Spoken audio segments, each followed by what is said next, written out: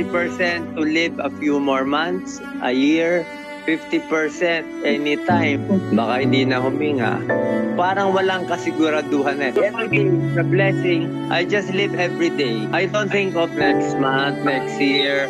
I got the worst pain. It's 10 out of this life is just to finish your mission. Nagkakaroon ako ng visions before that time. I saw my mom who died 2 years ago. Yung mami ko sa dream ko, kinukuha na niya ako. He called me, Willie Bonay ko, you've done your job on earth. Ginawa mo na 60 years eh. 25 years na ako, walang bayad ang pasyente ni isa. 2019, how much did I spend? 500,000. Campaign with Isko, wala ako tinanggap na pera. I could have gotten tens of millions, pero hindi. Thank you very much. God bless po.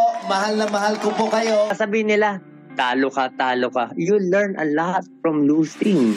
Gusto ko tulungan yung nasa probinsya, yung mga mahihirap.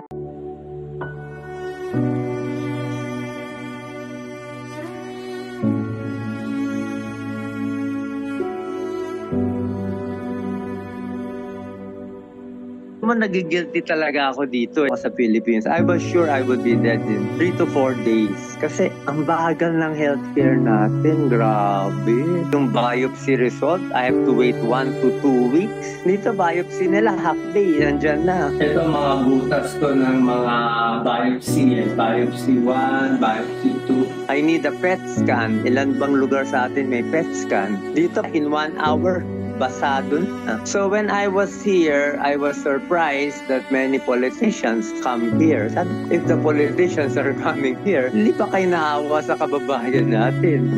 They have 3 advantage sa healthcare na wala tayo. They have speed. Ang bilis. Pagdating ko dito, sabi nila, in 48 hours, we will give you your treatment. Pero mo 48 hours. On the 48-hour chemo, agad ako. May gamot. Sa Pilipinas, I have to wait 1 to 2 weeks. Ay na ang Pilipinas. Kahit Doc Willie, ay ka pa rin. Paano kung Juan de la Cruz ka? Kaya ako nagigilty.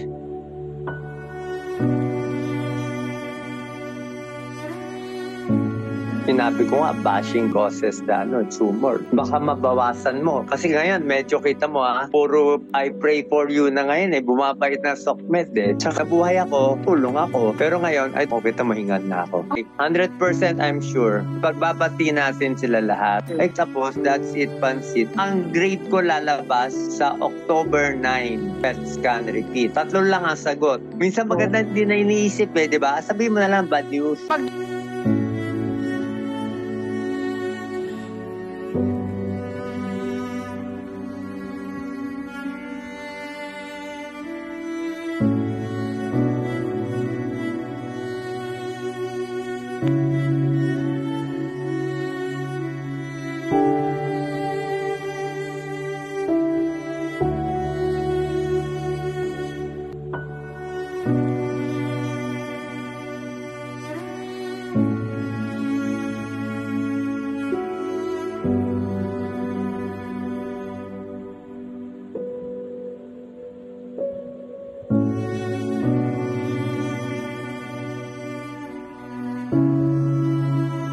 Doc Willie. Salamat. I love you all.